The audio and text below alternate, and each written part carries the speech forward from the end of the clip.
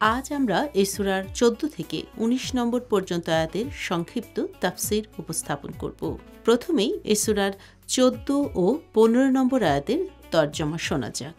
শত্রুরা সবাই সংঘবদ্ধভাবেও তোমাদের বিরুদ্ধে যুদ্ধ করবে না, তবে যুদ্ধ করবে শুধু সুরক্ষিত জনপদের ভিতরে ও শক্ত অবস্থানে থেকে অথবা দুর্গ প্রাচীরের আড়ালে থেকে। তাদের পরস্পরের মধ্যে চলে যুদ্ধ। আপনি মনে করেন তারা ঐক্যবদ্ধ, কিন্তু তাদের মনের মিল নেই। এটা এজন্যে যে এরা এমন এক সম্প্রদায় যারা চিন্তা করে না। বনু নাজির গোত্রের ইহুদিদের ঘটনা সেই লোকদের মতো যারা কিছুদিন পূর্বে তাদের অন্তর্গত ছিল ও মুনাফিকদের প্রতিশ্রুতিতে প্রতারিত হয়েছে এবং নিজেদের পথভ্রষ্টতার দুর্ভোগ ও ব্যর্থতা উপভোগ করেছে, আর তাদের জন্য রয়েছে যন্ত্রণাদায়ক শাস্তি। এই দুই আয়াতে বলা হচ্ছে, তোমাদের শত্রুরা বাহ্যিকভাবে পরস্পর ঐক্যবদ্ধ থাকলেও প্রকৃতপক্ষে তাদের মধ্যে ঐক্য নেই। তারা প্রত্যেকে নিজ নিজ স্বার্থের পেছনে ছুটছে। এমনকি তাদের মধ্যে প্রচণ্ড শত্রুতা ও সংঘাত বিদ্যমান রয়েছে।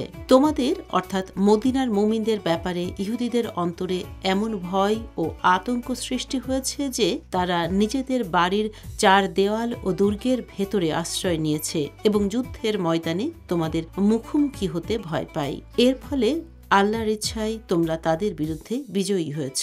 কাজেই তারা মুনাফিকদের উপর নির্ভরশীলতার দুর্ভোগ এই পৃথিবীতেই ভোগ করেছে, আর পরকালে তাদের জন্য অপেক্ষা করছে কঠিন শাস্তি।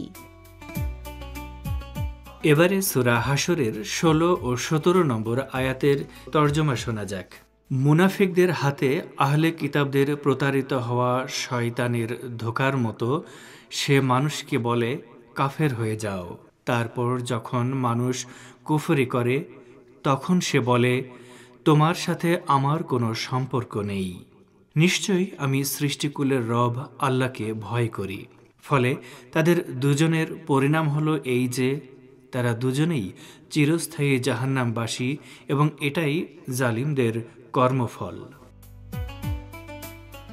সূরা আনফালের 48 নম্বর আয়াতে বলা হয়েছে, মুশরিকদের বিরুদ্ধে মুসলমানদের প্রথম যুদ্ধ অর্থাৎ বদরের যুদ্ধে শয়তান মুশরিকদের অন্তরে এই ধারণা বদ্ধমূল করে দেয় যে মুসলমানদের সংখ্যা অতি নগণ্য, কাজেই তোমরাই এ যুদ্ধে বিজয়ী হবে। এভাবে শয়তান যুদ্ধে ময়দানে অবিচল থাকার জন্য মুশরিকদের উস্কানি দেয়। কিন্তু যুদ্ধ শুরু হয়ে যাওয়ার পর শয়তান যখন মুসলমানদের শক্তিমত্তা দেখতে পায় তখন সে মুশরিকদের অসহায় অবস্থায় রেখে পালিয়ে যায়।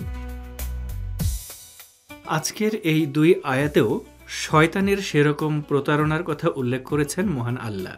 নানা সংকটে জর্জরিত একজন মানুষকে শয়তান এই বলে ধোঁকা দেয় যে আল্লাহ তোমাকে সাহায্য করতে পারবে না, তুমি বরং আল্লাহর চিন্তা মাথা থেকে ঝেড়ে ফেলো, তাহলে তোমার সমস্যার সমাধান হবে। কিন্তু যখন সে আল্লাহকে ভুলে যায় তখন শয়তানও তাকে ত্যাগ করে চলে যায়।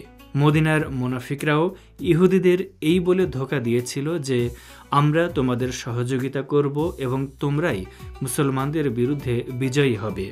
কিন্তু মুসলমানদের সঙ্গে যুদ্ধ শুরু হওয়ার পর মুনাফিকরা ইহুদিদের সাহায্য না করে তাদের সঙ্গে দূরত্ব বজায় রেখেছে।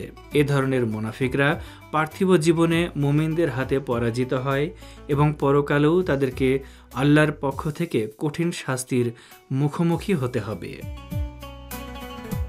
এবারে সূরা হাশরের 18 ও 19 নম্বর আয়াতের তর্জমা শোনা যাক।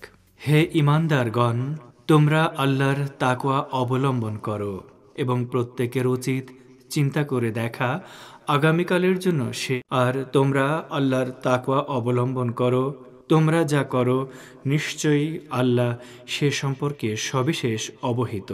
আর তোমরা তাদের মতো, ফলে আল্লাহ তাদেরকে আত্মবিস্মৃত করে দিয়েছেন, তারাই তো ফাসিক। মদিনার মুনাফিক ও ইহুদিদের ব্যাপারে আলোচনা শেষে এখানে মহান আল্লাহ মুমিনদের উদ্দেশ্য করে বলছেন, তোমরা তাদের পরিণতি থেকে শিক্ষা নাও এবং আল্লাহকে ভুলে যেও না, কারণ তা করলে আল্লাহ তোমাদেরকে তোমাদের নিয়ন্ত্রণে ছেড়ে দেবেন। তখন তোমরা ক্রমান্বয়ে আল্লাহর নৈকট্য লাভের পরিবর্তে পার্থিব জগতের ভোগ্য বস্তুসমূহের মোহে পড়ে থাকবে। আর এ ধরনের জীবনের পরিণতি ফাসিক অবস্থায় মৃত্যুবরণ করা। কাজেই যে কোনো অবস্থায় আল্লাহ তাআলাকে স্মরণে রাখতে হবে, তাঁর জিকির করতে হবে। যে কোনো গুনাহের কাজ করার সময় আল্লাহকে স্মরণ করতে হবে, এই ভেবে যে তিনি সবকিছু শুনছেন, সবকিছু দেখছেন। আর যে কোনো সৎ কাজ করার সময় আমাদেরকে ভাবতে হবে আল্লাহ তাআলা আমাদের কর্ম দেখছেন এবং সৎ কর্মের প্রতিদান দিতে তিনি কখনো ভুলবেন না। তিনি পরকালের জন্য আমাদের কৃতকর্ম সংরক্ষণ করেন। এই দুই আয়াতের শিক্ষণীয় বিষয়গুলো হলো: ১. প্রত্যেক ব্যক্তিকে তার নিজের পরকালের পুঁজি অর্জন করে নিয়ে যেতে হবে। আমার মৃত্যুর পর আমার সন্তানরা আমার রুহের মাগফিরাতের উদ্দেশ্যে সৎ কাজ করবে, এই আশায় বসে থাকা যাবে না। ২. আল্লাহ সব সময় আমাকে দেখছেন। অন্তরে এই অনুভূতি থাকলে মানুষের তাকওয়া বা খোদাভীতি বৃদ্ধি পায়। ফলে তার পক্ষে সৎ কাজ করা এবং আল্লাহর নির্দেশিত নিষিদ্ধ কাজ থেকে বিরত থাকা সহজ হয়। ৩.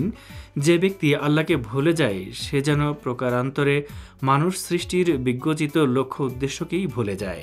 আর যে ব্যক্তি তার সৃষ্টির উদ্দেশ্য ভুলে যায় সে মনুষ্যত্ব ও মানবিকতা থেকে দূরে সরে যায়। এ ধরনের মানুষ তাদের গোটা জীবন ও আল্লাহ প্রদত্ত যোগ্যতা ও প্রতিভাকে ধ্বংস করে ফেলে।